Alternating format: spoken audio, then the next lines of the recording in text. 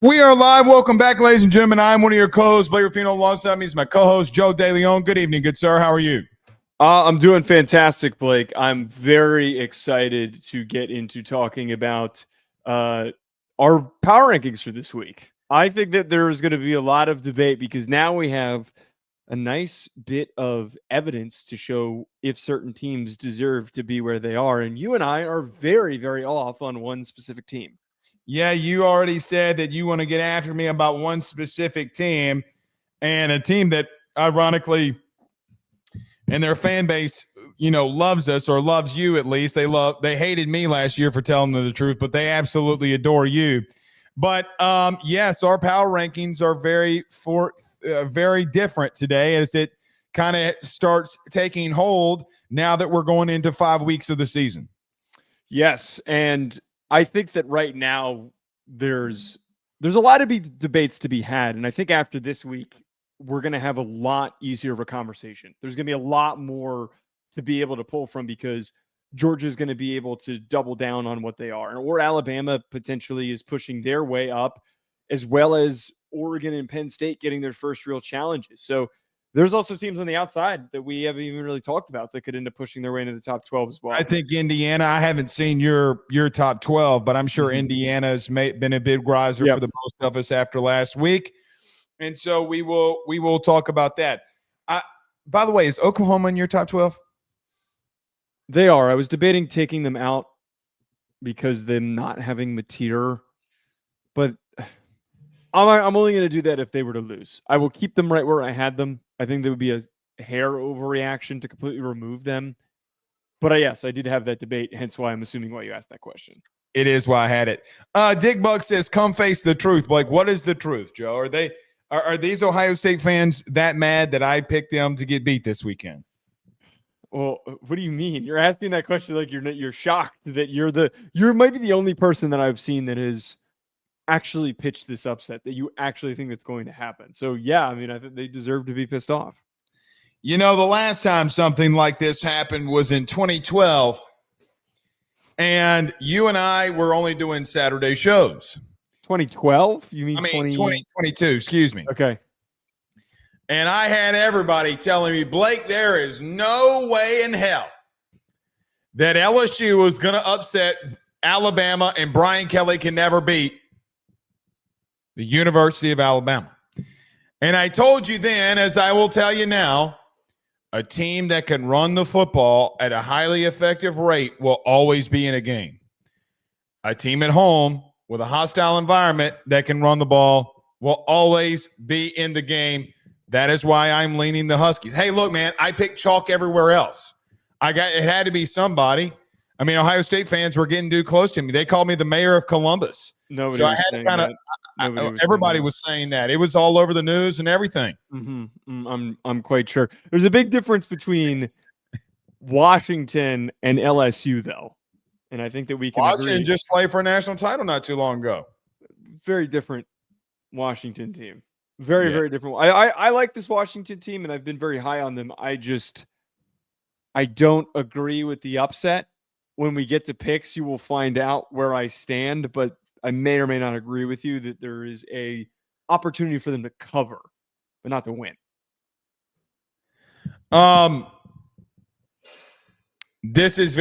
Listen, I'm just going to say this. If they do pull the upset, I am going to be unruly, but they're not going to. They're going to get blown out by 30 because I picked them to pit. Yeah, exactly. You jinxed them. You completely jinxed them. I did completely jinx them. I'm sorry, Washington fans. Nevertheless, we're live. Everyone do us a favor by hitting the like and share. Share to all those groups if you're on Facebook and to all those social media pages. You're watching us, listening to us on YouTube. Like, subscribe, notification bell wherever you listen to podcasts. Rate, review, and subscribe.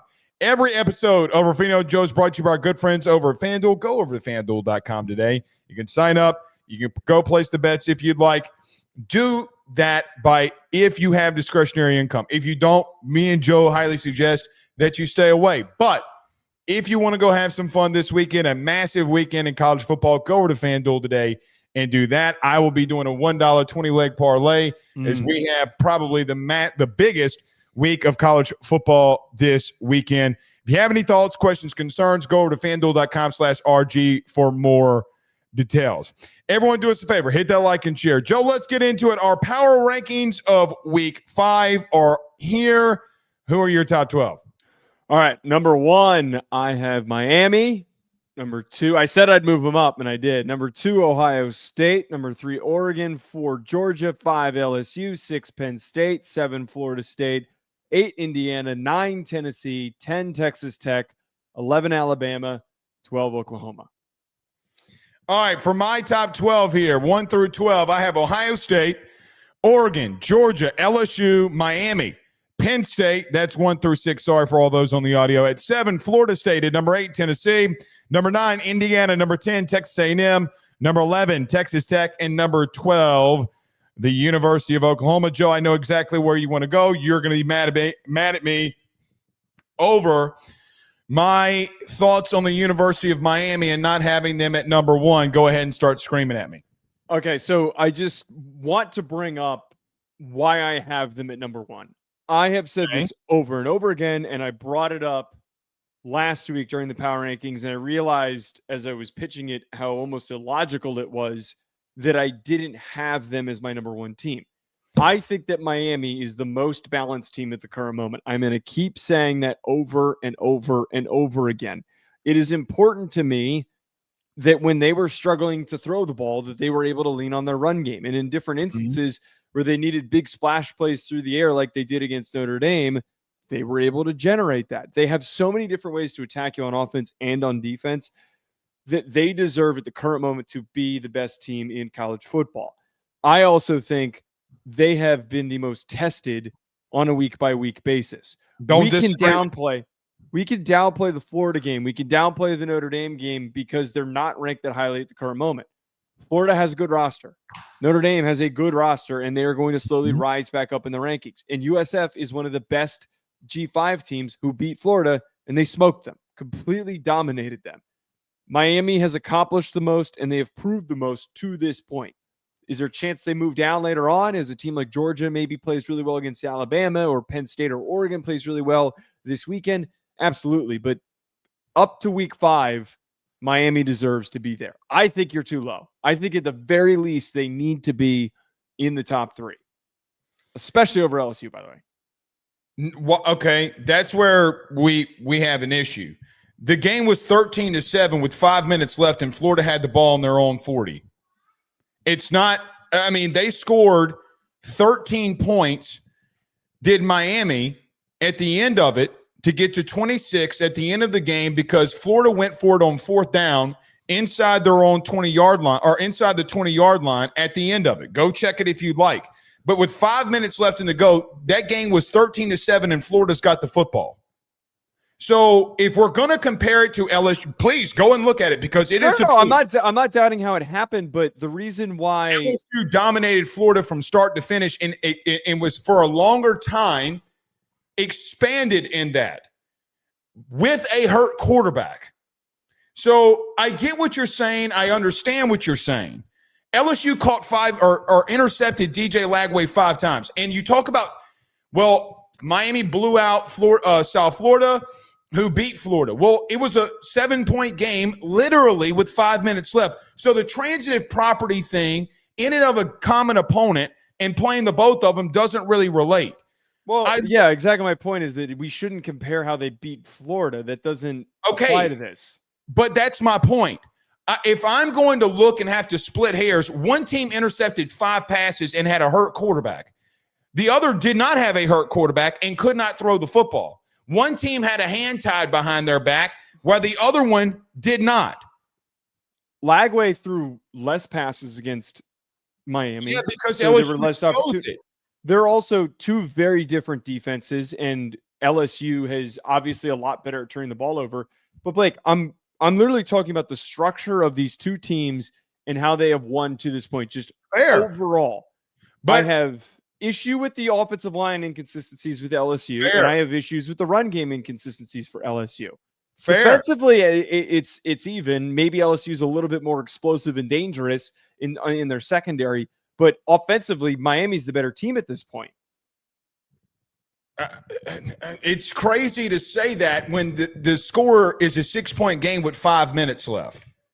And LSU had already been separated. I don't think that specific point really proves that LSU is better than Miami. It doesn't prove that they're worse. It doesn't prove that they're better. So when I look at a team that had 5 interceptions and completely exposed a team, which Miami benefited off of, and you couldn't separate when LSU could, that's the questions that I start asking. I also, for me, and I know that you're going to disagree with this, we disagree with this every week. Are you taking Oregon or Miami on a neutral field today? I'm taking Miami. Okay, I disagree. See, and I disagree with that. I'm taking Oregon. I'm also taking Ohio State. I'm also taking Georgia. I'm also taking LSU. So again, we're splitting hairs over Miami of me having them in the top 5, which I'm going to get a lot of ridicule behind this, even though I have them in the top 5. Which is absolutely bonkers that I am going to take the ridicule even though I have them in the top 5 in these comments. I look at power rankings of if you played in Omaha, Nebraska tomorrow, who am I going to pick to win? Who am I going to pick to win? When I have to split hairs, then we get to splitting hairs. But here's the thing, though. I'm not splitting hairs. I think that there is a noticeable difference between LSU and Miami at the current moment. Sounds good. One had a hurt quarterback that they did not throw the ball on. You're forget how they both played against Florida. Let's forget that for 2 seconds. They both won confidently and played really good on defense. I think that you have Miami that high because they beat a flawed Notre Dame team. Nope, that has nothing to do with it. But seriously, it has zero to do with it. I respect a good team. Blake, can we be honest with ourselves at the current moment? I thought you were going to start yelling at me. No, because I don't think start yelling at me. It doesn't have anything to do with what we're talking about. Blake, if we're comparing the two, one team has more question marks than the other. What are the question marks for Miami when I can clearly identify LSU's? You have not gone on the road. Joe, they've been at home, and by the way, they have one game in the next 20 days. You want to talk? I get that you talk about schedule. They've played at home, and we have no idea what they are on the road. What does that team look like on the road in a hostile environment? You have no clue. So guess what? I'm going to get to understand what Ohio State is, the reigning national champion. I actually saw Oregon go across the country and play a game and dominate. I've seen Georgia go on the road and dominate in a hostile environment. I've seen LSU go in a hostile environment and win with a hand tied behind their back. So you ask me what Miami is. And by the way, I get that they're doing fantastic right now. Again, I just continue to say they are in my top 5, and I think they're going to win the ACC. However, they have had a little bit of being able to be home. What does this team look like on the road? Can they overcome? And can Mario Cristobal overcome? I trust every coach above them before I do Mario. The coaching thing I will allow, and I will be completely fine with it because Mario is the least proven of all the coaches that we're talking about there, except maybe Dan Lanning. He's on par with Dan Lanning because Cristobal had success when he was at Oregon. But Blake, you can point out that all those teams that you mentioned have stellar performances down the line. The only team that I actually think doesn't have a question mark of the 4 that have been mentioned is Oregon, mostly because nothing's been exposed. They have not been placed into a setting where they can really be exposed. We're going to find that out this weekend if they do have a serious issue that could hold them back or if they are just so supremely talented. But for Penn State, who's not even really in this conversation because we had them behind Miami, Drew Aller's a question mark. Can he play up to the potential? Ohio State's run game played really poorly against Texas, which was their biggest challenge. Can they get that going?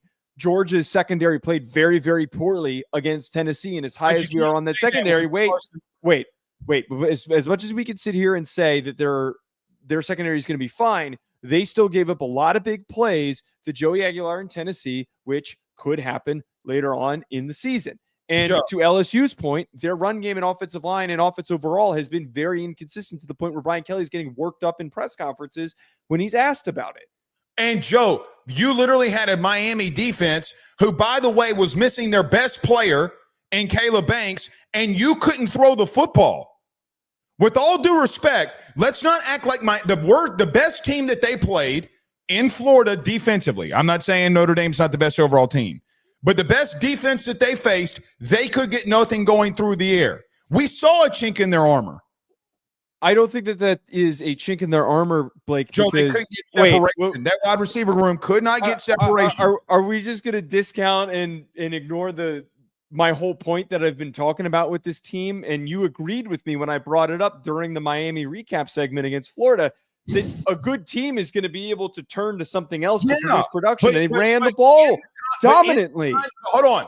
In the context that you just laid out, you gave a chink in the armor for all the teams that are in the top 5 that we have. Miami's got a chink in the armor that they showed last week too. That if it was raining, it was wet. Like, are we just gonna remove that? It rained for the first 5 minutes in the first quarter, and it didn't rain after that. Nobody was wearing gloves because the field was very visibly soaked. Okay. Like, it's not like that didn't have an impact on them being able to throw the football. Beck didn't play great. I don't disagree with that. Okay. He didn't play, but he's been better up until this point than. What's the best win in college football today? It's Georgia beating Tennessee on the road. Probably the Georgia-Tennessee game. Has Miami been tested that way? No, but if we're talking cumulative opponents that they've faced, they have had. They don't have any. Say it again. They don't have any right now. No, what I said was that out of all of the team, they have just the full scope of their schedule. They have had the hardest schedule. Most teams have played one hard team, one tough team. They have actually faced in this span 3 blue blood programs that had quality rosters and the best G5 team. Who's the third blue blood? Sorry, second. Notre Dame and Florida. Two. I was about to say. 2. I made that up. I get what you're saying. I understand what you're saying. I just don't know if they're better than those teams that I have above them. And I know I'm going to get yelled at. I get it. I also don't think that there's a team that's been able to test them through the air either. I don't know if that secondary is as good as we're making it out to be because DJ barely threw the ball. And with all due respect to Notre Dame and CJ Carr, it was his first start and it was on the road. And quite honestly, I know the kid might be good. He's not anywhere close to touching or scratching the surface of what he would even be at the end of the year. Like I don't disagree with that, but I think that a lot of the way that Miami's secondary is playing is indicative of a unit that is going to be really good. They have not played. They don't give up any explosive plays. They haven't had a team that can hit it on them either. They really haven't. I mean, I'm not sure. Notre Dame did actually, if we're being honest. There were some fade routes down the sideline that they hit them on. I know we're spending a lot of time on this Miami segment, but Notre Dame did. And I got to be real with you, Joe. Okay, if Miami can hit, if Notre Dame can hit multiple fade routes, Jeremiah Smith might go for 250. Just throwing it out there. I mean, I'm not trying to be rude, but I think that's hyperbolic. I think that's. You don't think Jeremiah Smith, if Notre Dame with a brand new quarterback? No. It was also that. Wait, but hold on. It was also the first game that secondary was playing together. It's 4 new guys that were brought in, and you had a brand new starter at quarterback for Notre Dame. Like, there's excuses you can go and throw out all over the place. Can I just say this? If we are going to give LSU credit for the dominant performance that they had against Florida, why can't we give Miami the same credit for the dominant performance I did, but here's the thing. LSU went on the road before we knew. People want to discredit the Clemson win because Clemson started falling off. Let's not act like that they didn't have the highest level of pressure in week 1 that they had to overcome. They beat teams with a hurt quarterback and no run game. Think about that for just a moment. Now what can they be that kid's fully healthy? Now what? Well, I just think we're assuming that Nuss is going to be good. And I said that I thought that Nussmeier was going to play well now that he's hopefully healthy, but we're assuming. As much as I've come down on the kid, okay, even if he did what he did a season ago, so a 4,000-yard passer, even if he gets back to the form that he was a season ago, that team's more dangerous. and watch them lose this week to Ole Miss. Well, you just said it. All right, what do you have? What issue do you have with my ranking? Right. I haven't seen yours, so let me poke holes in this very quickly. We both have Florida State at 7, Penn State, Georgia. I mean, we pretty much have the same. You know who is a high riser in this? Both of them. I'll just put them in here. Indiana or Texas Tech. I mean, we both have them in the same spot. I was kind of blown away. Right. That happened. So which one do you want to go to? I mean, Texas Tech looks like that they're going to win the Big 12 here.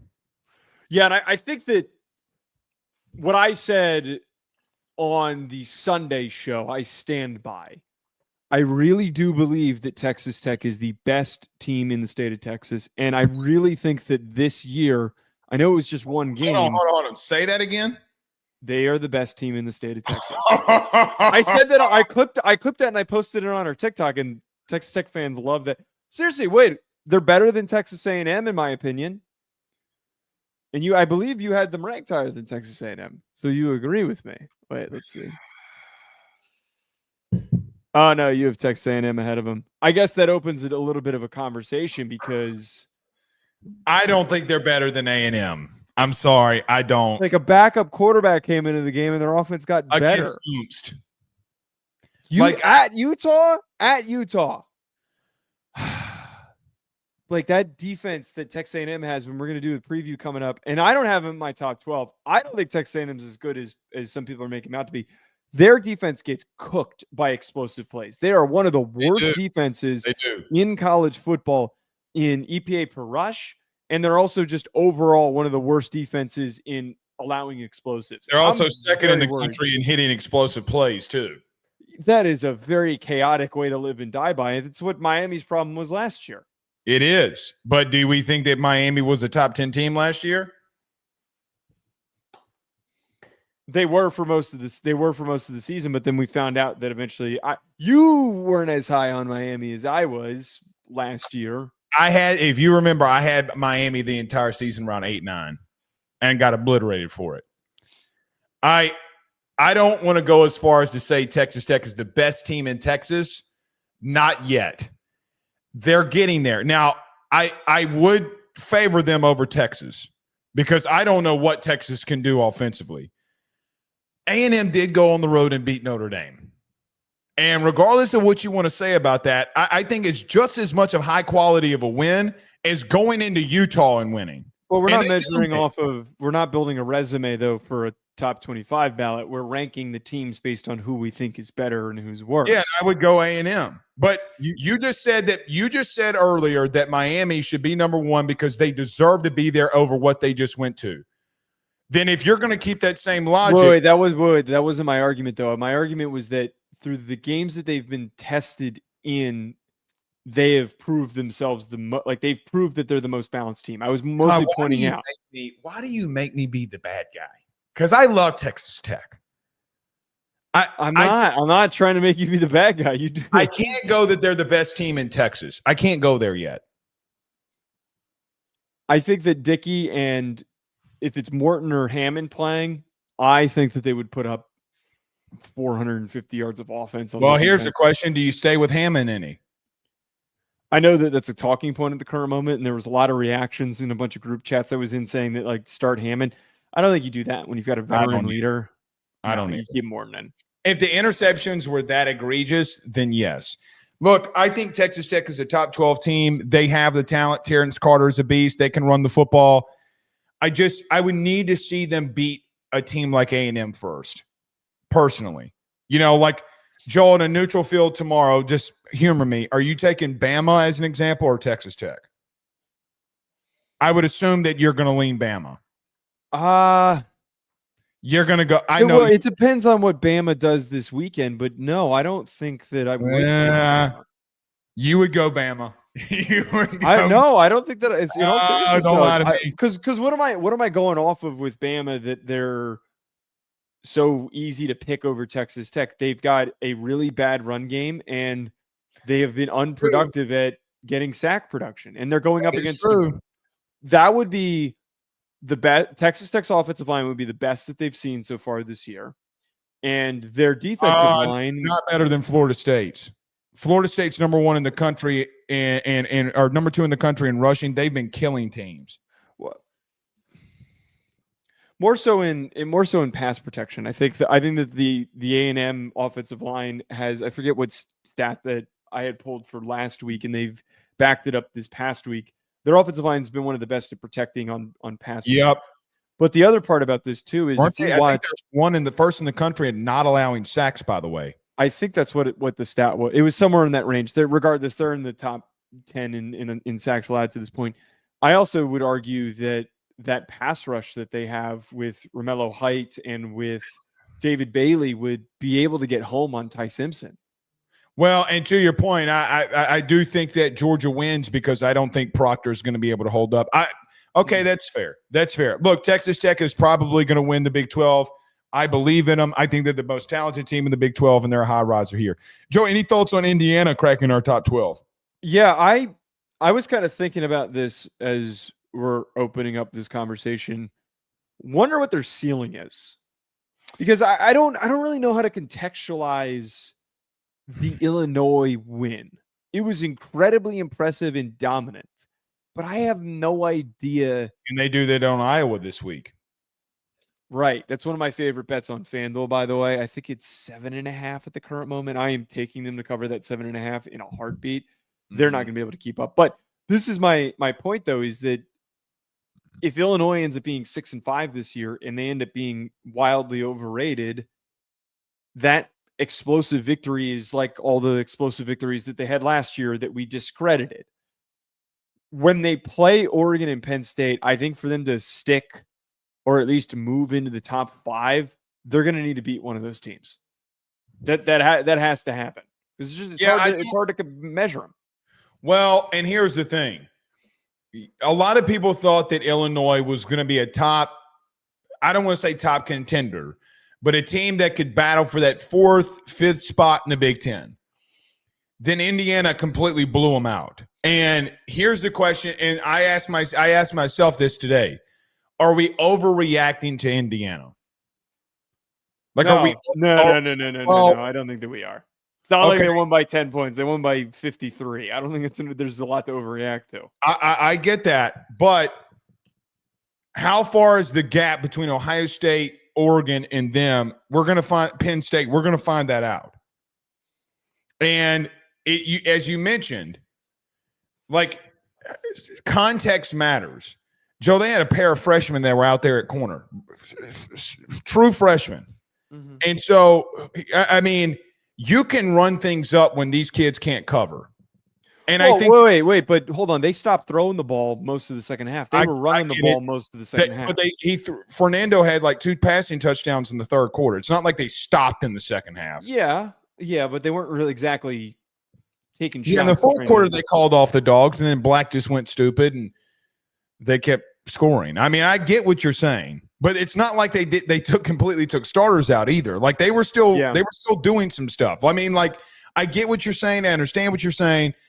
For me, I keep asking, are we overreacting? Now, are we properly reacting? I don't know. I think we're properly reacting, moving them up into the top 8 where we both had them. I think we both had them at 8 because it's a comically impressive win. It's not like they won by 15. It was a plucky victory that they pulled off, and they just looked really confident doing it. No, they smoked them, and they tried to slow down, and they still smoked them. I think that deserves recognition for what they did. But to this point, until they play Penn State and Oregon, they really shouldn't move up any further. Unless they beat Iowa by 100, maybe we could reconsider. Maybe we could. You know, there's something interesting before we turn the page here and talk about A&M and Auburn. Either Oregon or Penn State this week is going to have a loss. LSU could have a loss this weekend to Ole Miss, which then I don't know if we don't have to put Ole Miss into the top 12 here because they would be a 5-0 team. And Joe, that schedule, I mean, I just don't think it's gonna happen. Well, Joe, I mean, there's a strong chance that they're 7-0 by the time that they get into going into play versus Georgia. And I don't know if there will be a team, quite honestly, because what is Florida going to be? By the way, that game's at Ole Miss. Like you have Georgia as the big one here, right? Like you have Georgia left on the schedule, and I get that. But now you're going to have to start convincing me who else is going to beat them because they got back. I mean, they lost to Kentucky, LSU, and Georgia a season ago. I mean, not Georgia. They lost to Florida, LSU, and Kentucky a season ago. Joe, there's a strong chance with their schedule here. See, I don't mind you pitching in this hypothetical world. I just don't think it's going to come to reality. I think then who's going to beat them? Well, LSU. Well, okay. Well, we were assuming LSU lost and they beat LSU, but hypothetically speaking, what I was trying to get at here was, Joe, there are potentially three teams this week in our top 10 that are going to have one loss, because Tennessee already has their loss. They're in our top 10, our top 12. Penn State or Oregon are going to have a loss, and LSU could have a loss. I picked Ohio State to lose. So God forbid if they did lose, brother, we could have a lot of shakeup this week. We're going to have a shakeup. We are, and here's the thing in the modern version of college football, and I understand that this is a general gripe for you, how the sport has changed to this direction. You can have a loss and still be incredibly dominant. You can have two losses and still be incredibly dominant. So it's I would almost argue, and I know I'm going to sound like such a dummy for saying this, but because the committee has focused on the quality of teams' losses, there is legitimacy to the argument of, all right, as long as you don't get blown out by a top-ranked team and you lose by a score, it's pretty impressive. Tennessee's loss was one of the most impressive loss of the year. I know that sounds like a stupid participation trophy take, but that's true. I learned more about Tennessee, and I was impressed by Tennessee. Yeah, because we thought they were going to get blown out. We thought Aguilar was going to be a lame duck quarterback. Not so much thought they were going to be lame duck, but more so we didn't know that he would be able to go toe to toe with Stockton, and he did. And he did. Titan with a $2 super chat says Washington wins over Ohio State. I'm not the only one. Now Titan's a Utah guy, man. He's a Utah guy. Well, I mean, listen, I bet them to win. They're going to get blown out now. I just hope they cover the 8.5. That's all that I care about now. Now that I've picked them to win. Marshall Child says, hey, Joe, if Tech is better than A&M, then tell the audience that Notre Dame. Those are not related. Those aren't related. Those things aren't. I don't know Texas Tech is better than A&M, then tell the audience why Notre Dame shouldn't be in the top 25. Oh, okay, I get what he's trying to say. I don't think that those things are related because of the fact. I'm not saying that A&M is bad and they shouldn't be ranked. It's not what I said. I just wouldn't put them in the top 12. I think A&M is going to finish the year 9-3. I think that they're going to be a really good team. I just don't think that they're a playoff team because they're going to lose. They're going to probably lose a lot of their biggest matchups because their defense can't stop anything at the current moment.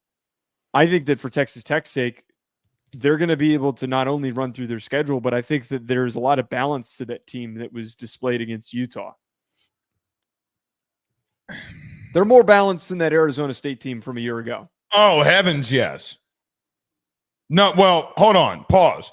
They're more athletic on all three levels on both sides of the football. Yes. Yep. Like, I mean, like, I completely agree with you there. Listen, if seeding precedes itself, Texas Tech could win a game. So that was my take before you started arguing with me about in-state of Texas. I really think that they're going to win a playoff game.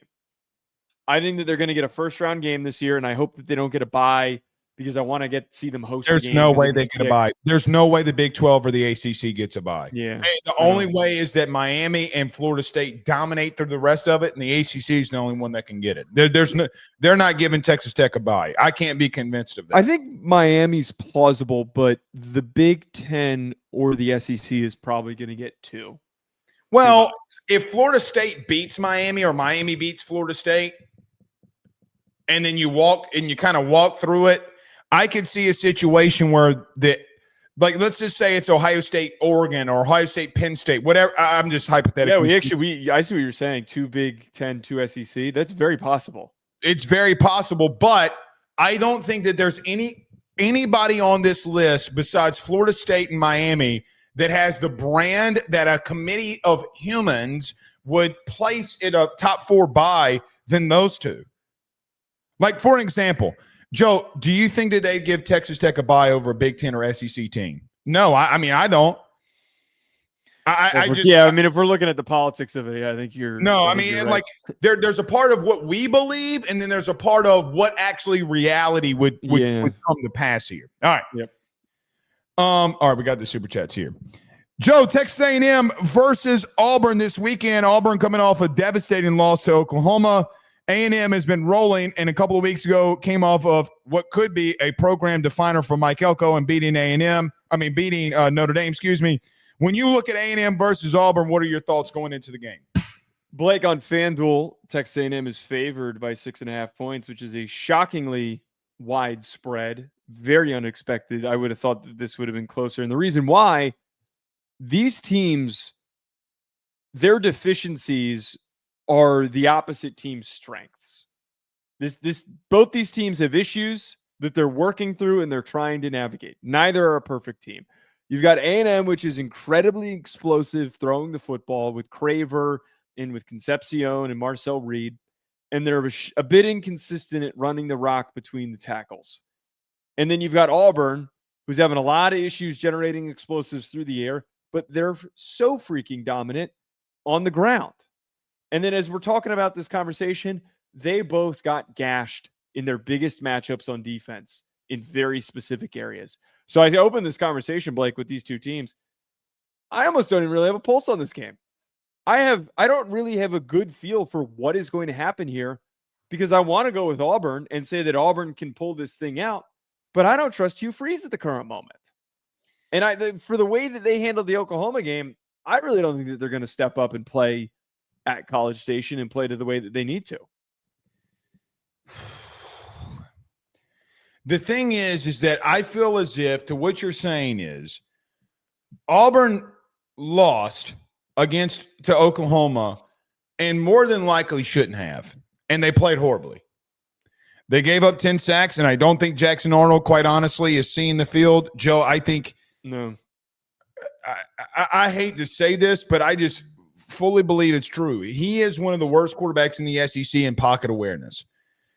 The stat goes against – well, the stat goes against the offensive line. Joe, he was the one that was taking all those sacks. He cannot sit in the pocket for 4+ seconds and think that he's going to be able to get rid of the ball in the SEC.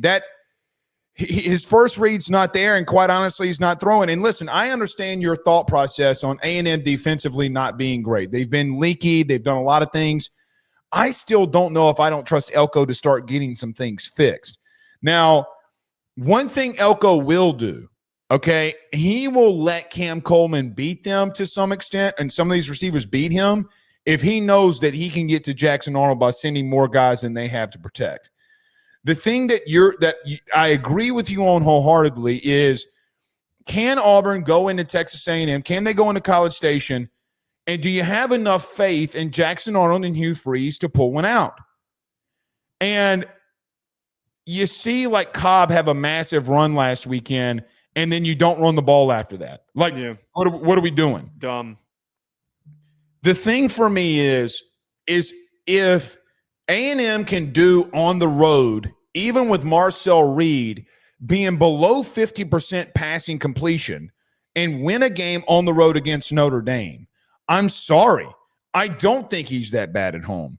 I don't know if your secondary is better than Notre Dame's, even though Chris Ash and Joe, I know that you've talked so much about it.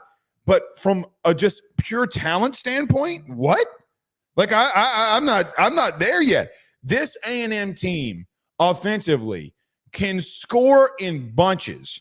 They can score from all over the field, regardless of who the opponent is, because how explosive they are at receiver. And I don't know, Joe, my biggest question going into this one, can you keep up with A&M, ironically? Like, I don't know if you can. And the biggest thing, too, is, Joe, you miss Cam Coleman way too much. And quite honestly, for the life of me, I don't understand what the thought process is of, and I know that they're not going to sit Jackson on or anything like that. What do you need? What more do you need to see from him? What more does college football need to see from him to show that he might not have it? I think that's a really good conversation to bring up here and to talk about and for this matchup. I think also one thing that like really has my attention and why I think that A&M has the advantage in this game. You brought up the splash plays that they're able to produce through the air. Concepcion and Craver and what they're able to do compared to the Auburn passing attack. If this does get into a situation where you're going shot for shot, I'm going with A&M. Most importantly, we have in this matchup with the A&M passing attack, Auburn is 114th in EPA per drop back allowed. They are getting gashed unbelievably. And we saw that against Oklahoma. We saw that against Baylor. They gave up a lot of very, very big plays through the air against two teams that had prowess throwing the ball. And I would argue that this is the most challenging matchup that they've had to this point. The Auburn defense in the defensive line is very talented. I'm a big fan of Keldrick Falk. Xavier Atkins has been all over the field too, by the way. Yes, they are very quality along their defensive line. But their secondary, their corners have not been playing well. And I think that if you watched Notre Dame struggle to keep up, they've got their own issues. If they're struggling to keep up with Craver and Concepcion, I have a lot of worries that Auburn is going to have issues doing the exact same thing. And let me add one more thing here. I think, as you said, Auburn's offensive line is not bad. It's not. They have good talent, Chaplin and Lou, and I know Lou got a little banged up in the game against Oklahoma. That's going to affect things. The amount of time that Jackson Arnold holds onto the ball, he's got the Daniel Jones syndrome of just not the Jalen Milroe syndrome as well, where you're just not really registering how much time you have and you got to get the ball out and the pressure comes. I think that Cassius Howell and Albert Regis, those guys, maybe they're not that good against the run. They are so dominant as against the pass, man. They are getting after opposing teams at the current moment. That to me would have me very daunted if I was an Auburn fan. Well, you brought up the massive plays for Auburn and the explosive plays that they're allowing. And listen, I get technically from a passing yards allowed standpoint, it's not as bad from a statistical analysis standpoint. But you're 90th in the country in passing yards allowed, which is still very egregious. Joe, they're giving up 230 plus yards through the air, which ranks them 90th.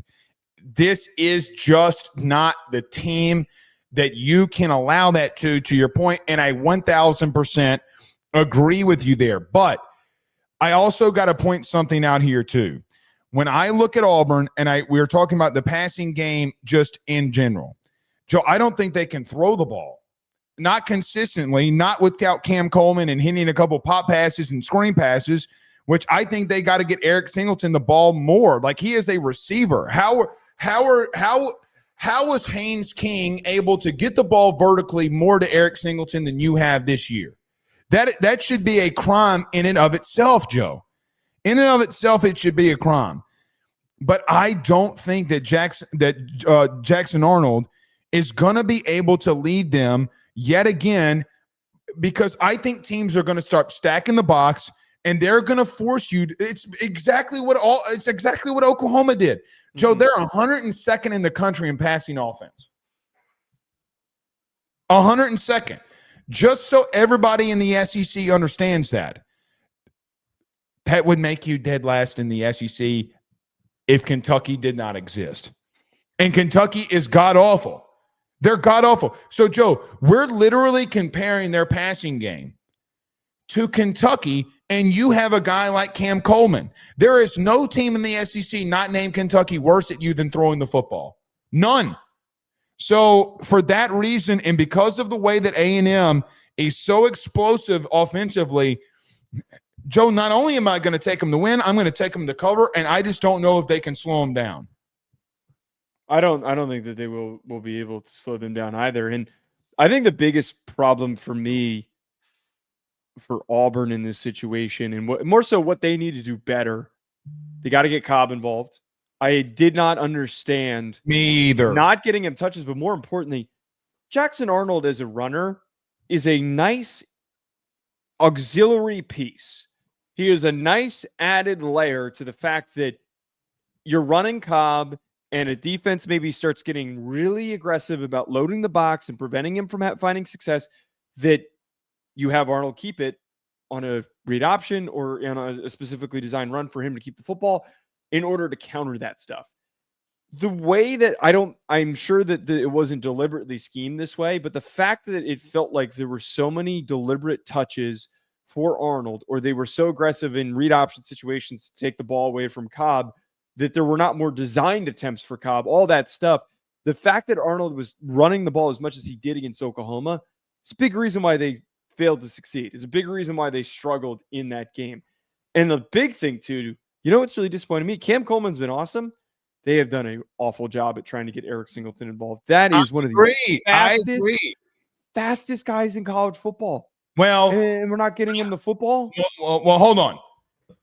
I got to push back on one little thing, because I 1,000% agree with you on not getting him the football and the way that they're getting him the football. However, you committed to Auburn when you knew that Jackson Arnold was going to be your guy, and that's on you. That's on you. Oh, actually, wait. What was the timeline of when Singleton committed? I actually don't know if that's true. Okay. Name a Auburn wide receiver that has ever been relevant ever. Oh, that's a good point. He should have gone somewhere else. He probably should have gone somewhere else. Joe, Tennessee was all up in this. Excuse me. No, Notre Dame fans really wanted him too. I know that they could use him right now. I mean, with all due respect, and listen, I know some LSU fans get rubbed the wrong way on Mike Denbrock sometimes.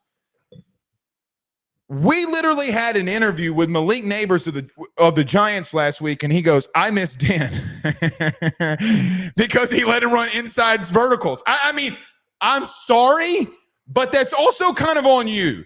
And let's just say you didn't know it was going to be Jackson Arnold, okay? I'm not blaming. They didn't have a quarterback. They did not have a quarterback. You went to a team that literally had Peyton Thorne, and you thought that they were going to have right decisions and be great decision makers. Money talks, dude. Money talks, man. He's still going to get drafted high. I'm telling you that right now. Oh, I fully agree with that. However, let's get back to the main point of what you just said. Eric Singleton is much more than throwing him fucking bubble screens. Sorry, he is. Yeah. We literally saw him against a Georgia safety last year expose him. You know what? Like, in all seriousness, like, if you're gonna do these quarterback design runs, why not run Wildcat with? This is, somebody might get mad at me for even suggesting this. Why not run Wildcat with Cobb and Singleton? I got a better idea. Like, shit, get creative. Freeze is creative. I got a better idea. Why don't you put the guy in that's a better pure thrower with Megatron and his little disciple with him, and Daniels, who we've seen against more competitive teams throw the fucking football. And by the way, you have Deuce Knight. You're trying to put a square peg in a round hole. I'm sorry. You're not going to win in this league when you look like that throwing the football. Yep. Oklahoma can't run. And you lost because you missed baby Megatron in the end zone 3 times. I'm on this page that I'm agreeing with you on this. You have egregious better options potentially. It gives if me Arnold. Here's a serious take. If he plays poorly against A&M, I really think that they should consider. They need to go full Billy Napier Lagway. Well, Lagway's still playing. No, but you get what I mean. Coach about to get fired. Let's put in the 5-star number 1 quarterback. So, this is what I said during the offseason. This is my whole take, was that, like, go to the young kid, let him go out there and ball. You cannot. This is like Graham Mertz. This is exactly like Graham Mertz. Well, only difference is Graham did get hurt, and God bless him. But you cannot convince me that Daniels or Deuce Knight is worse than what Jackson Arnold's been in practice. There's no way. That's the point. There's no way you can do that, not in a passing game situation. 2 super chats here from Josh Carter.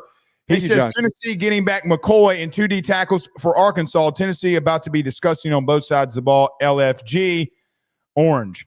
Big Orange. I agree with him. I still think this Tennessee team is going to be very dangerous, and they got a very favorable schedule. And by the way, they want blood for Arkansas after what happened last year. That is, I'm sure that they do. There's going to be a lot of revenge games this year, which is exciting. Well, which I hope that they're not looking forward and past Mississippi State. Don't look past an opponent to get to another one. That's fair. I will say, and this is why I've been really high on Tennessee, playing as close as they did with Georgia, even though they lost, knowing that Jermon McCoy is one of the most gifted corner prospects that I have evaluated. I had he was my third ranked prospect out of every prospect, not corners, every prospect. That kid is going to transform the defense. I'm very excited for his return. Joe, I don't disagree. All right. Let's do this. Wait, he sent us one more super chat. Oh, did he? Okay. Yeah. Josh says Jackson Arnold, K. Klubnik, and Drew Allar all freaking suck. The sooner the media realizes that, the better. I don't think anyone's arguing with that. I don't think it's fair for Drew Allar yet. Yeah. He's got a shot. Well, because I mean, what if they win this week? Then what? Well, they could win without him playing well, which they've done in the past. Well, you're not wrong. All right. You're not wrong, I guess. I mean, I don't think Allar sucks. I think he's the best out of all three of them. Yeah, I just don't. Yeah. I don't think he sucks. It's just he's not as good as everyone thought he was. He's not a Heisman guy. He's not a first overall pick guy. He's a good player. Good, solid player. Fair. All right, Joe, let's get to picks here. Week 5 in college football. Georgia is favored 2.5 at home versus Alabama. Both of us going with the Bulldogs. Yes, I really think, Blake, the Georgia's defense is going to have a field day going up against that Alabama offensive line. I also think that we're going to watch Alabama struggle to run the football, and Ty Simpson's going to have to throw the ball way too much. I think that as we learned against Florida State, that is a recipe for disaster. And most importantly, this game is in Athens, and I think that Georgia really wants revenge. I do too. And listen, I understand that a lot of people, by the way, I have been getting, and I've sent you this, I have been getting abused this week by Bama fans. We haven't always needed to run the ball to win this game, so you're an idiot. It's not those years, and you don't have Nick.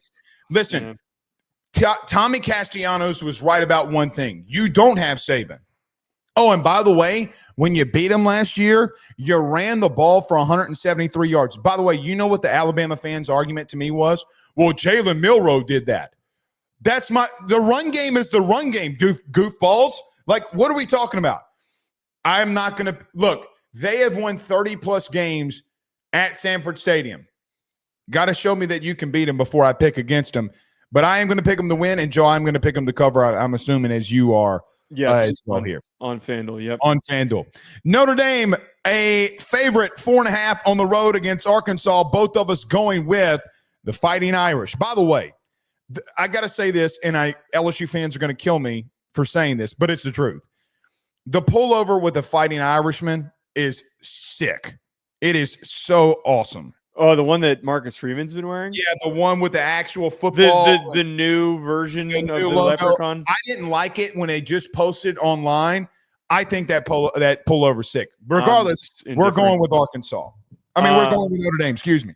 I wish they went with more of a throwback style leprechaun because there's some good old school ones. But I am taking leprechaun was in the tree. I'm going to go with Notre Dame -4.5 on FanDuel. The reason why Arkansas has just been awful at defending the run, and I know that Notre Dame has been a little inconsistent at producing on the run or on the ground. They are on a trajectory to really hit their stride as a rushing team. And I think that we saw that against Purdue. We saw it start to bubble up against A&M. This is going to be a game where they're going to be able to control the line of scrimmage. And also, you're telling me that Arkansas is going to play well when you've got your offensive coordinator. There's rumors that he's going around. Yeah. This team is distracted. There's no way that the locker room this week is like, let's go win one for Sam Pittman. It's like they might. Petrino's probably sitting in offensive meetings saying, like, guys, we need to do this, this, and this so I can take this job. I don't think he's telling players that. I think he's telling boosters and some coaches that. However, I do think he threw the game a couple of weeks ago versus Ole Miss. After watching that film and him running multiple draws on 3rd and 9 when they're down 6 and they can go in and score, yeah, I do. Listen, I know you can call me a conspiracy theorist. You threw the ball 14 straight times before that. Or let me back up. You had 14 straight dropbacks before that, and either Taylor Green ran the football or you were hitting Omega Blake over the middle. You need a clean house. Bobby Petrino got fired because he had an affair with a woman on a motorcycle and he got in a wreck, and you thought bringing him back, he wouldn't stab people in the back. You're an idiot for allowing that to happen. Yeah. Got to be real with you. I love Sam Pittman. I hate that they're allowing this to happen, but Notre Dame's going to roll here. Joe, hot take. There's not a defense worse in the SEC since their LSU. LSU had a horrible defense in 2023. This Arkansas defense that they have right now is worse. I agree with that. They're averaging missing 15 tackles per game. Think about that for a minute. It's god awful. Ole Miss, a favorite, -1.5 versus LSU. We're both going with the Tigers. A lot of national media, Joe, going with the Rebels. If you jinx us this week, I'm not showing up on Sunday. All right, I won't say the pick out loud because I don't want to jinx it. Blake, the way that they played against Arkansas and let Arkansas get back into that game, it's sticking with me. It's really I do not think that this Ole Miss defense is as good as some people might believe it is. I think that they lost a lot, and it feels like some of the guys that were strength last year are making silly mistakes. I know that the Kentucky win was dominant, but Kentucky is awful on offense, and they gave up a lot of big plays that they shouldn't have. That, to me, I think this is where people don't bring this stuff up when breaking down games too much. You might not have given up a lot of points or yards to an opponent, but if you give up a lot of big plays, that translates when you play good teams. So I don't feel good about that. I am terrified with LSU's offensive line, especially at right tackle versus Perkins. Perkins is second in the country in hurries. He's number 1 in the SEC in hurries. He terrifies me. He keeps me. I've been at the gym at 5:30 every morning this week because I can't sleep. I am not joking. Terrifies me. I believe you. I don't know what this LSU offense is. I am banking on yet again this LSU defense finding a way. Joe, I think it's a 24-23 game, and LSU finds a way on the road. I got to be real with you. A lot of people yet again picking against LSU here. It's going to be a close one. I'm going to lean LSU. We'll see. But Chambliss scares me too. He's going to be the starter, and can LSU start a mobile quarterback will be a question. Yep. Penn State versus Oregon. Penn State the favorite on FanDuel -3.5, but both of us going with the Ducks. I think purely off of quarterback battle is why I'm going with Oregon. Now, there's a real chance that the lights come on and Drew Aller plays great, and the home setting helps him. But I think Dante Moore's performance needs recognition. I think that this offense is already clicking, and I think there's a chance for this defense to get a little bit of disruption. I don't think that this is some dominant win, but I got to give credit to Dan Lanning and how this team performs, and you got a little bit of a buffer there for them to lose by a point or whatever it might end up being. When it came down to it, and that you made me pick this game, I got to see James Franklin win a big one here. That's it. You're talented enough. Can you win a big one will be a question. Joe, last game here, Ohio State -8.5 on FanDuel over Washington. I cannot believe you did it. You also picked Washington here. Wait. You out. But I didn't pick them to win. I didn't pick them to win like you did, though. I didn't do that to you. I didn't do that. I didn't talk all that craziness. If we're just talking about covering 8.5, it's a big spread, and the line keeps moving. By the way, I don't know who. Did you notice that it was -10.5 on Sunday when this opened? Yeah, I didn't even know that, and I just saw somebody tweeting about it and during the show, and it might have actually gone down to 7.5 since I made that graphic and we made our picks. The reasoning, though, it's in Seattle. It's a far trip. It is a tough environment. I think Ohio State wins. It doesn't have an issue, but Damon Williams is the type of guy that's going to keep your team in it late. And I could totally see one long drive to backdoor cover this thing, and they lose by 6 or something like that. It's just they're not the team that I would want to bet against not covering. Williams, Coleman, and Muhammad, get it done. We'll see y'all on Sunday. Peace.